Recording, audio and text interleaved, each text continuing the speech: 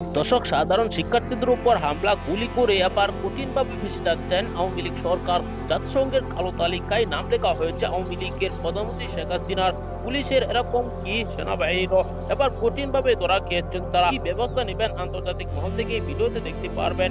এমনকি দেখতে পারবেন যে আবার আন্দালিব রহমান পার্থ ও বিএনপির অনেক সিনিয়র নেতা কর্মীকে গ্রেপ্তার করা হয়েছে, তাদেরকে রিমান্ডে নেওয়া হচ্ছে। ইন্টারনেট বন্ধ করে কি বিপদে পড়েছেন শেখ হাসিনা, এই বিষয়টি নিয়ে জাতিসংঘ থেকে কি হুঁশিয়ারি বার্তা দেওয়া হয়েছে।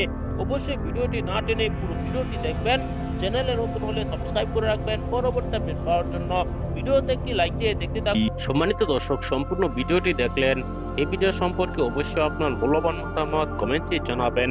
দর্শক, আপনারা সকলেই জানেন শিক্ষার্থীদের উপর যেভাবে হামলা করা হয়েছে তা কিন্তু ইতিহাসে লেখা থাকবে, কেননা অনেক শিক্ষার্থীকে কিন্তু হত্যা করা হয়েছে।